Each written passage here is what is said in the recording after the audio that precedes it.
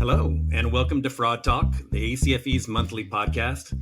I'm Jason Zirkle. I'm the Training Director for the ACFE, and today I am joined by producer, writer, digital creative director, investigative journalist, podcast extraordinaire, Javier Leiva. Javier, welcome to Fraud Talk. Jason, this is awesome. We've been talking about doing this for a long time, so I'm glad it's finally happening.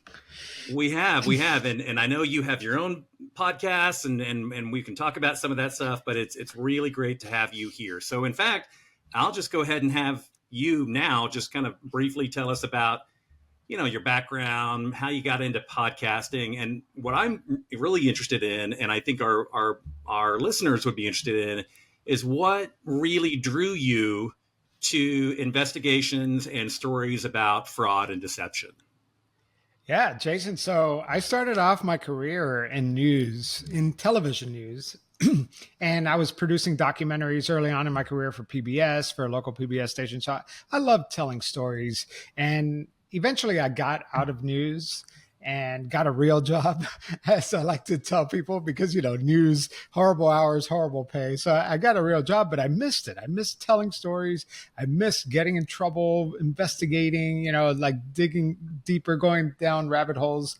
So right around that time, 2017, podcasting was really taking off. I mean, but this is before all the celebrities got their podcasts, So at the time, I started this podcast doing investigative stories on people pretending to be someone else. So I called it Pretend. Usually I try to talk to fraudsters, con artists, and their victims. And man, I've been doing this for 7 years now, and I can consider myself more of an investigator now than I did even when I was working in news. Yeah, that's great. So Pretend. Now you were involved in a couple of other podcasts in addition to Pretend, right? Yeah, so podcasting is very addicting. I have 3 podcasts now. Pretend, which is, the podcast about con artists, but Criminal Conduct. It's kind of like Serial. We pick one criminal case, and talk about it over several episodes. And that's like a real investigative work. One season could take 1 year to produce. I mean, it's crazy. And then my latest one is called The Ponzi Playbook, which is just what it sounds like. We pick one Ponzi case and we talk about it, and you'd be surprised because every Ponzi scheme is pretty much the same. They all follow the same mechanics, but the flavor of each Ponzi scheme is completely different. And that's what's been the most surprising about that show, is that there's a guy who is selling cow manure Ponzi schemes. There are affinity fraud Ponzi schemes. I mean, you name it. The mechanics are the same, but the characters are wildly different. My background is also in investigations, but on the law enforcement side, I will tell you that's the first time I've heard of like a cow manure Ponzi scheme. But well, they were selling clean energy, and it was a Ponzi scheme. So the technology was right, but the scheme was not real for sure. I will say probably half the podcasts I listen to are true crime related. So, and I have a feeling a lot of our listeners are going to be the same way, and a lot of our ACFE members. So when you're getting ready to do a podcast, or you're getting involved in like a new case, I know that you and I have talked about this, that you do a lot of investigations online, and you're involved in a lot of OSINT. And so for our listeners, what is OSINT? How is it useful? Why is it important in investigations? Is it just all about people oversharing on social media, or is there more information that you can find out about people online? Yeah. So for those of you who haven't heard the term, OSINT is open source intelligence, right? So basically it's a fancy way of saying anything you could find online that's publicly available. And I always tell people, I was actually at a fraud conference, at an ACFE conference in Ohio, and I was telling somebody that I consider myself an amateur OSINT investigator, and the guy corrected me. He goes, no, you're a journalist. You're like the original OSINT investigator. And that's right, because that's what we do.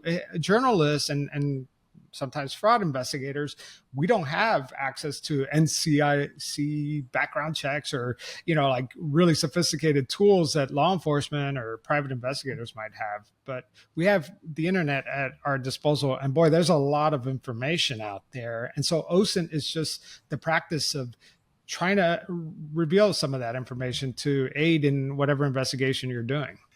Yeah, you know what? Now, I mean, my background is also, before law enforcement, I was in the Army, and I did a lot of OSINT investigations. But even now, and probably just in the last 5 or 6 years, it seems like OSINT has come a long way. And I always tell people, hey, go out there and you would be shocked at how much you can find out about a person. I mean, if you want to find out, go look at yourself online, right? Yep. And I think people are also getting smarter, right? And trying to, I'm just talking about people in general are getting smarter, and they're aware that their information is out there, and they're locking down their profiles and doing things to manage it, because it is overwhelming the amount of tools that are out there that could find out information about people. Yeah. So let's walk through sort of a generic basic OSINT investigation. So if you're getting involved in a new case that you're looking at, or you're wanting to do some background on a new case for a podcast, walk us through those sort of initial steps. How do you determine, what's relevant? I mean, we've talked about how there's a ton of information out there, but it can't be that all of it, you're going to use. So what's relevant? How can you double check it for accuracy, reliability? What do you do when you analyze it? Walk us through the process. Yeah. And I think that what we're about to talk about now can apply for advanced OSINT users and somebody who just learned this term today, right now, right? And that's a tool that we all use, and it's Google. That's where I start, always. And most people, when they pull up Google and they start typing in the search field, they just type whatever they want, right? Like Javier Leiva. And they might get some results, but that's not precise enough. And there's this thing called Google hacking, where you really have to know how to use Google to really fine tune that search result. So if you're looking for me, Javier Leiva, put quotes around it.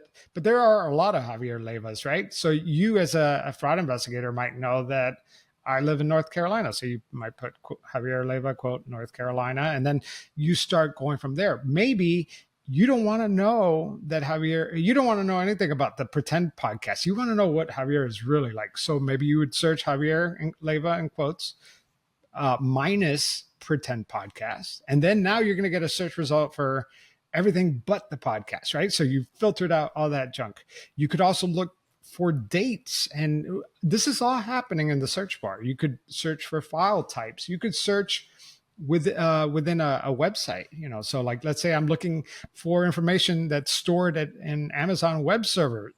You put in that URL, you put site : that URL, and then whatever you're searching for. So what an OSINT investigator, even at the beginning or advanced level, we are using Google as a starting point. It's funny you mentioned the minus, right? Because I've taught that a few times.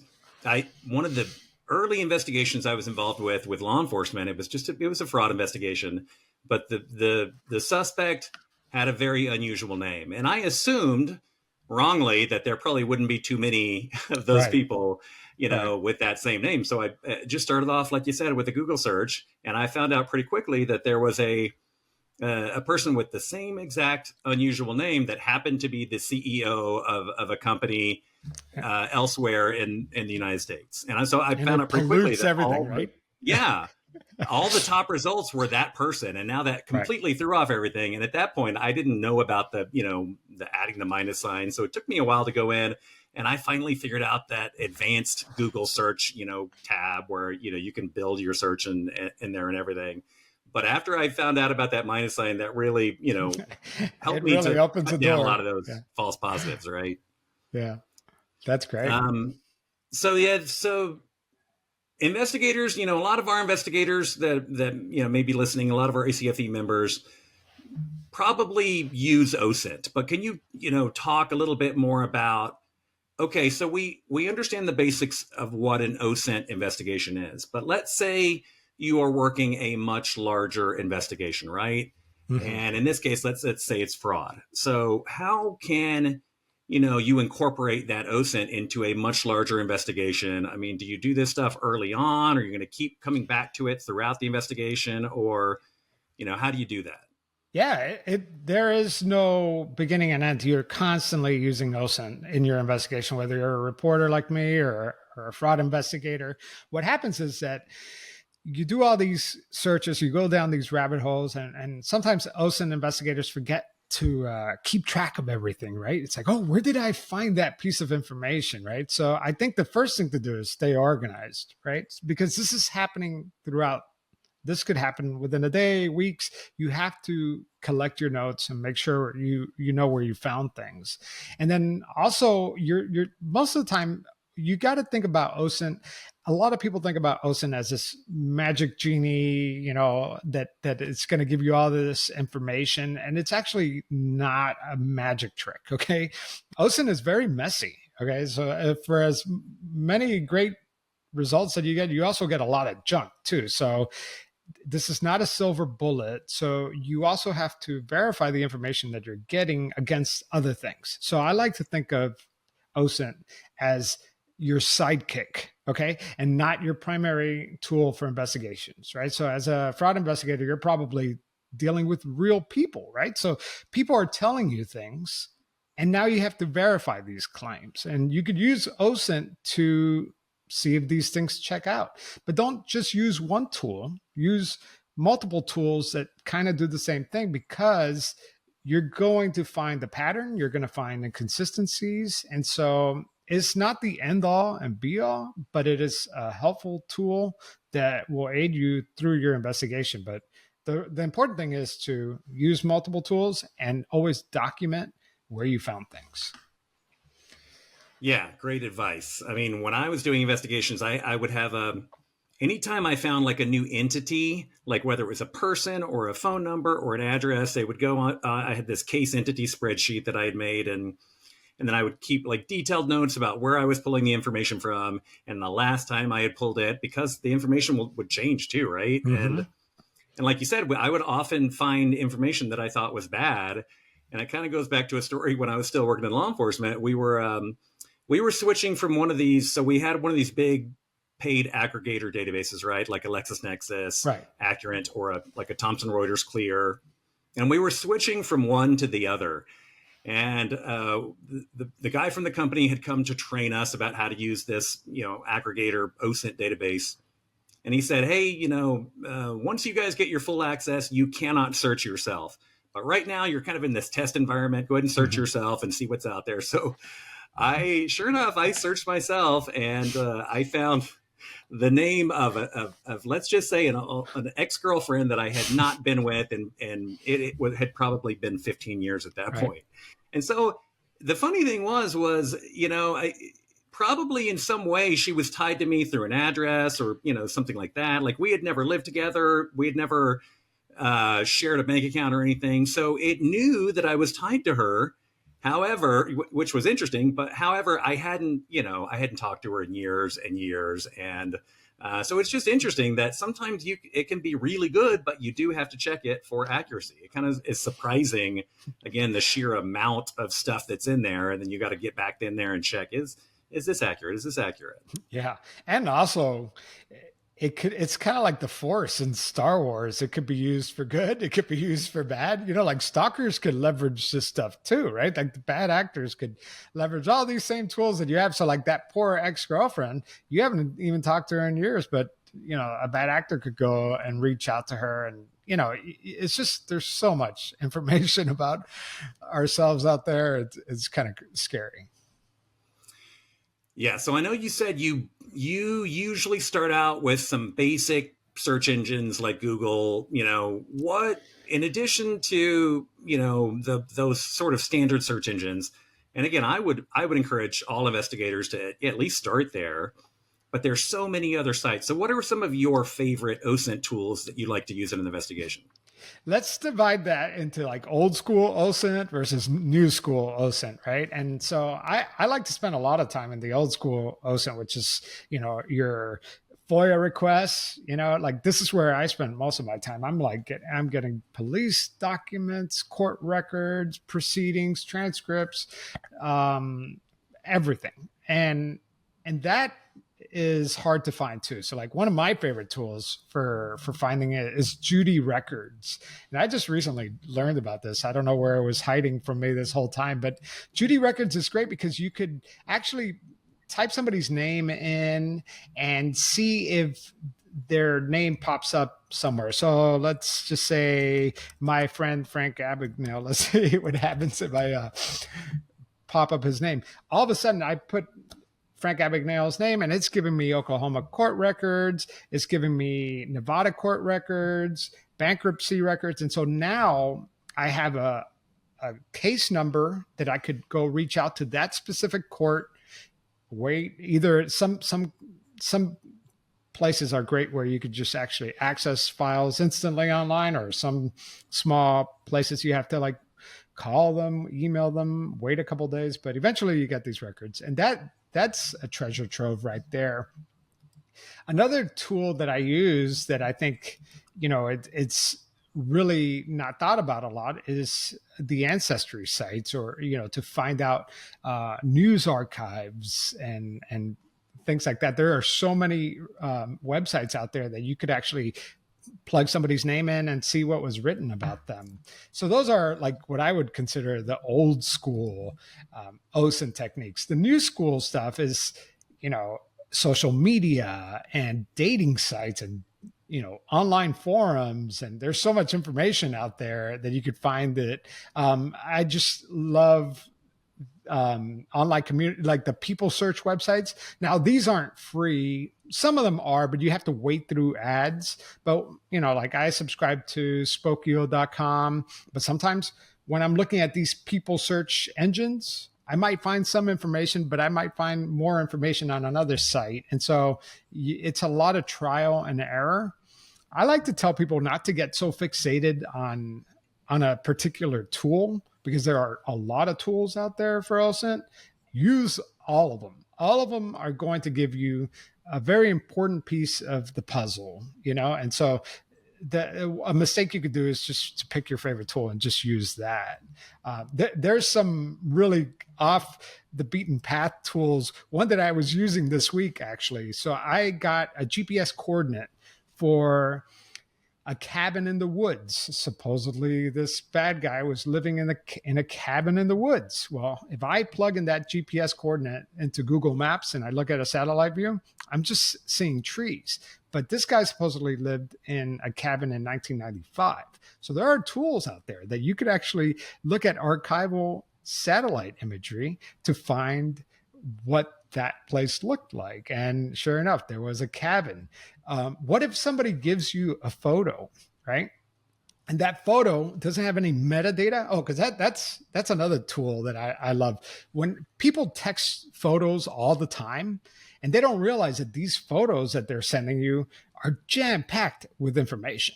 I mean, I'm talking about location data, time of day, where, everything that you need to know is stored in the metadata of an image. So you could just use an metadata extraction tool to find all that information.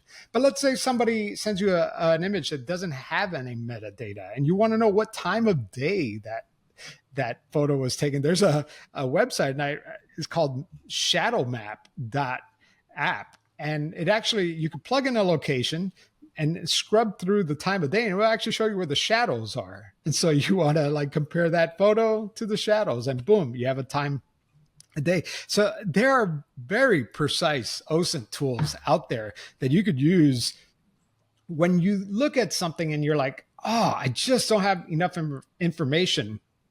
If you just sit there and think about it, there might be a tool that could help you solve that puzzle. It's crazy.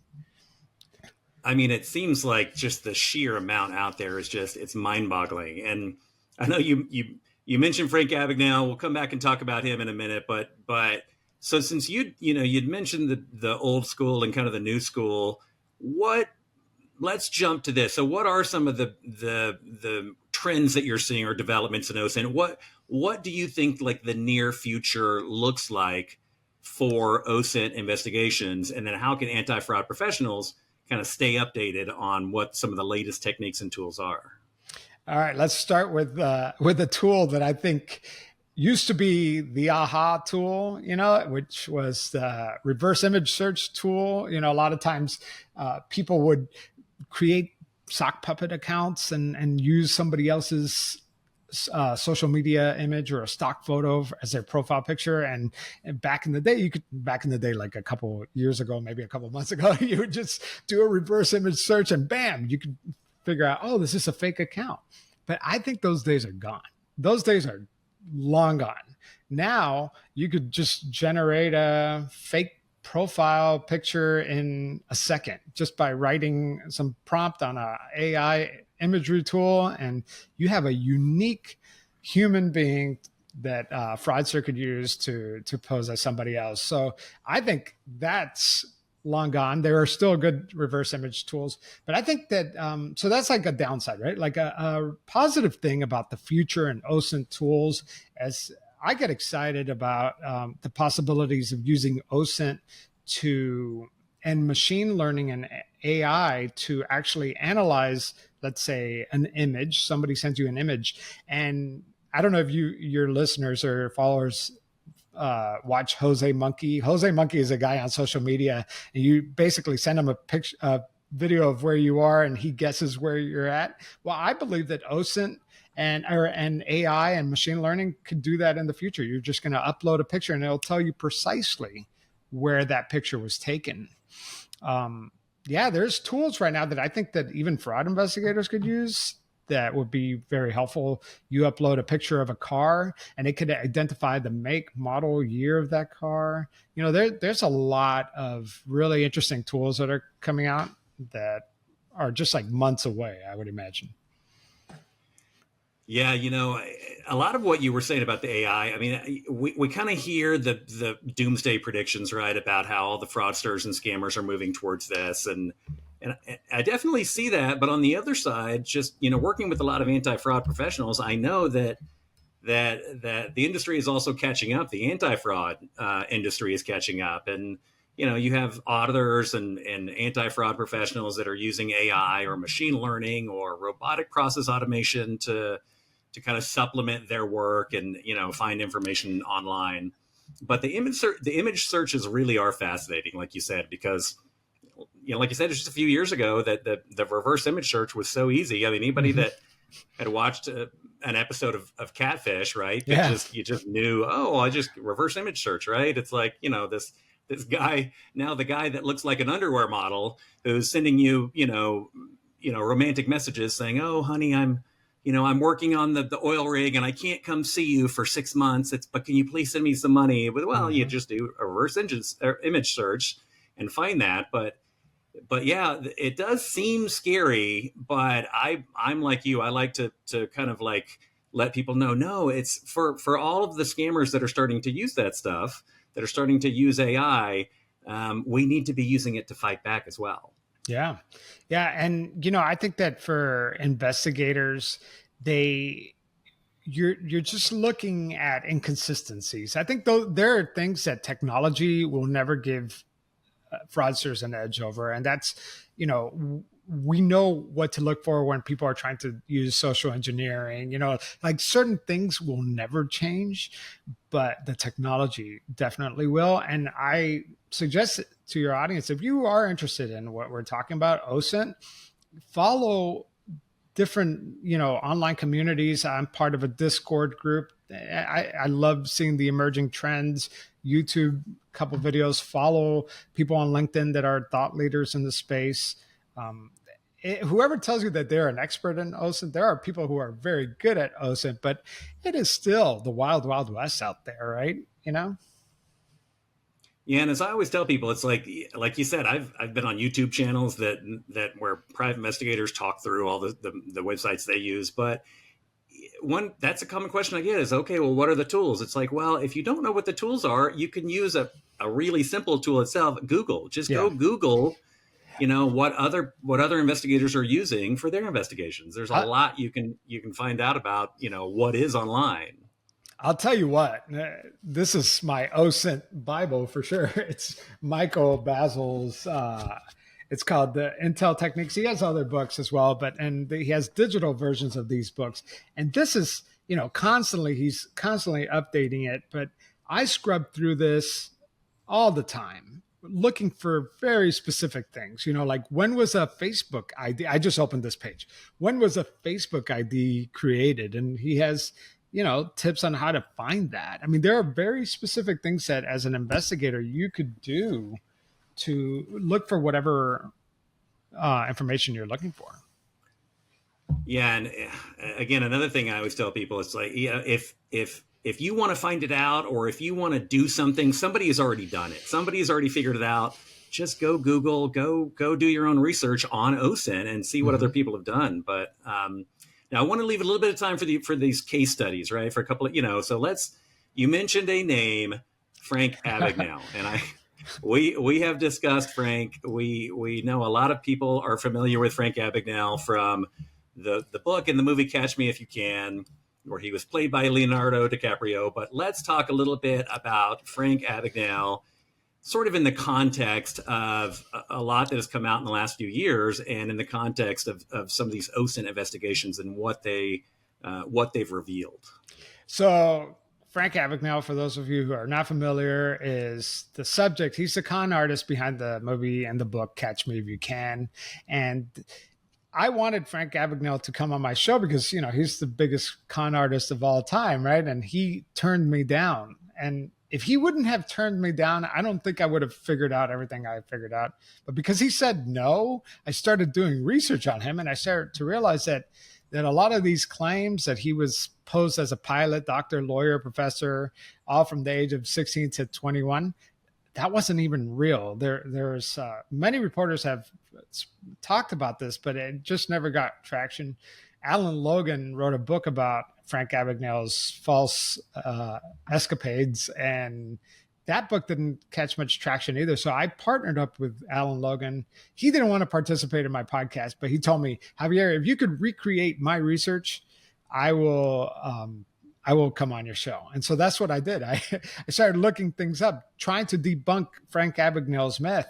And the the smoking gun really was finding Abagnale's prison card. I did a FOIA request for his prison card, which proved that he was in jail or in prison almost the entire time he was 16 to 21, proving without a shadow of a doubt that he didn't do any of the things he said he did.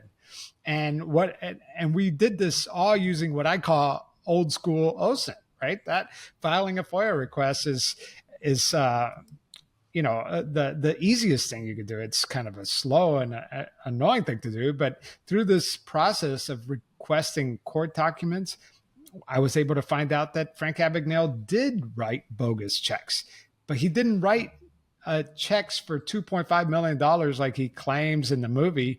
He was writing checks for like a couple $100, and he was using his own name. So there were things about Frank Abagnale stories that were kind of true. He did dress up as a pilot to get free flights, but a lot of it, the vast majority of it, just does not. It's just not pan out, I guess. Yeah, and it's interesting because I know one of the big claims that I think it was both in the movie and it was in the book, but it was also in some of his public speeches that he's done, where he says the only time that he was ever arrested was one time in France, and that was what the arrest that was depicted in the movie, but that was clearly demonstrably false, right? I even read about there are records that indicate that Frank Abagnale was arrested. For example, I think it was in Houston. There was a fraud involving it was like a children's camp or a children's charity. Right. So in the movie and in the book, he claims that at age 22, he was arrested in France. He served 6 months in a French prison. And that is kind of partly true. He was arrested and did go to Europe at one point. But the truth of the matter is that he was actually in Baton Rouge, Louisiana, ripping off a family, going into their drawers and getting their checkbooks and writing bad checks with their with their checkbook. But then he actually was arrested, made his way to Europe, and was arrested. But Interpol didn't find him. The FBI wasn't hunting him down. So what he's doing is he's taking a kernel of truth and kind of stretching it to sound like a big fish story. One of my favorites was that he claims at 18 he worked at Cobb General Hospital as a supervisory pediatrician. Could you imagine an 18-year-old being a supervisor at a hospital? Well, the fact was that hospital, Cobb General Hospital, using public records and picking up the phone and calling, we were able to verify that no, first of all, they didn't even have overnight shift at the time, like he claims. And he was actually at Great Meadows Correctional Institute in Comstock, New York. So it just, these things were very easy to verify just using court records, newspaper archives, and genealogy sites. I mean, it's all right there in black and white. That's what I love about this story, is that this is not subjective. This is like real documentations. We were able to put together a timeline of what Abagnale says he was doing versus what Abagnale was really doing. And actually what he was really doing, in my opinion, was more interesting than the movie. And I think Steven Spielberg should consider doing a sequel for sure. No, I think it's interesting. And yeah, when I was talking about the part about him being arrested, I guess it was right. The fact that he was arrested in France wasn't false. It was the fact that he claimed that was his only arrest, right? And then because there were other arrests. there were a lot of other arrests, yeah. But I do see this as a trend, especially not just with the OSINT stuff, but in general, it often seems like the targets of our investigations don't know that things often leave a footprint. And so, for example, a lot of the cases that I work with fraud, it's like that they're not thinking about the fact that they're depositing cash into their bank account and then transferring that cash into like another account, or spending the money they've stolen from their employer on a trip to Las Vegas. That's all trackable, right? It's just like OSINT. It's just like a lot of the stuff that we do on social media and online. It's going to live there for eternity, essentially. Yeah. And somebody can go and they can find it. That's just one of the fascinating things about your kind of online footprint. It's, people underestimate how much information there is about them online. There's that old saying that the internet never forgets. Well, I think the internet does sometimes forget, but sometimes it doesn't, right? And so like people that delete tweets or take web pages down, there's nothing more rewarding than to go on the internet archives and find a deleted tweet. It's like, whoa, you thought that you said something and then it went away. But no, like you said, we leave a lot of breadcrumb trails behind, and you got to be careful, cover your tracks, I guess. Now, in your, just in a lot of the OSINT stuff that you've done, I want to briefly talk about some of the challenges, maybe the pitfalls. I know, you and I have talked about this. There can be gray areas when you're dealing with a person's privacy, when you're dealing with, what information are you allowed to access? What information are you allowed to use? What are some of those ethical and legal considerations that our listeners need to be aware of?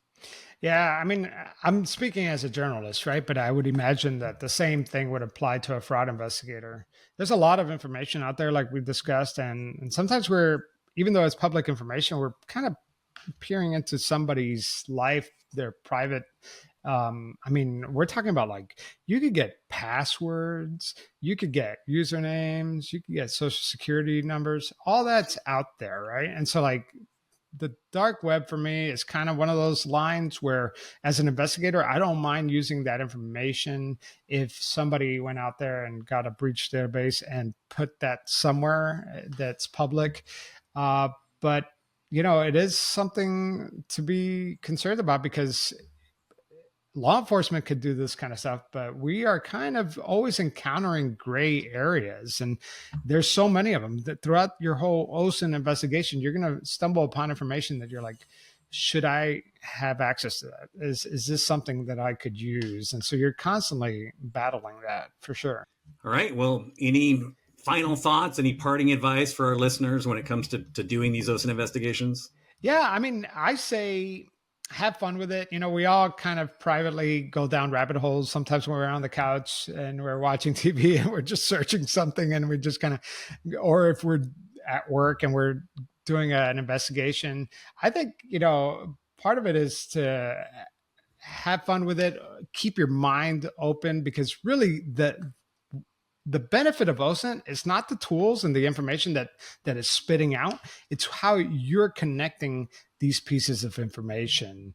For example, I'm working on with a partner of mine, actually Michal Khan. He's a big leader in the space of OSINT, and he's an ethical hacker, InfoSec guy, and I'm always working with him, and we were working on a case together about this sextortion ring that's happening in Nebraska, where this person is targeting women, and they all seem to be connected. And we were working on that investigation together. We're looking at these IP addresses, usernames, and all this stuff, and we're mapping, and we're putting all this stuff on a map to see how all these pieces connect together.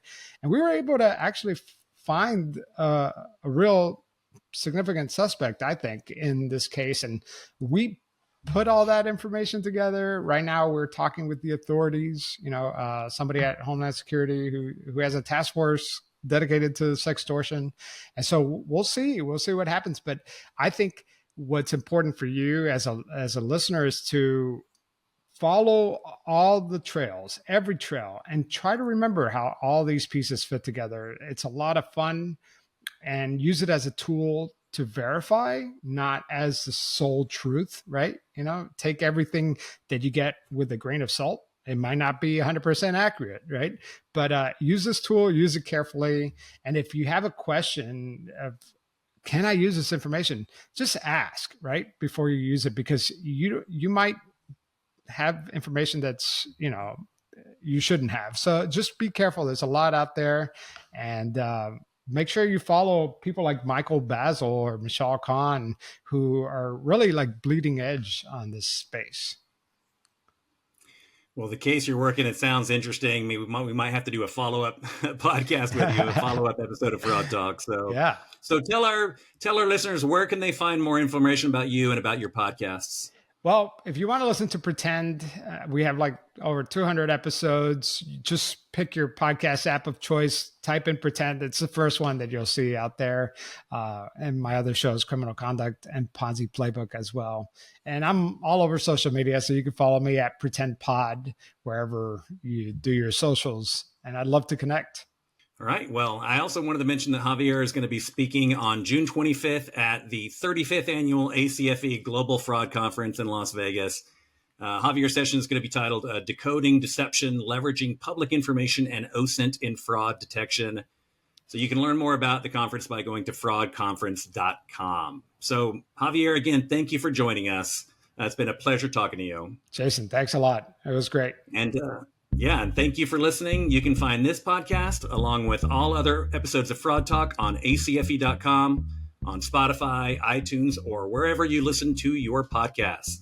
This has been Jason Zirkle for the ACFE, signing off.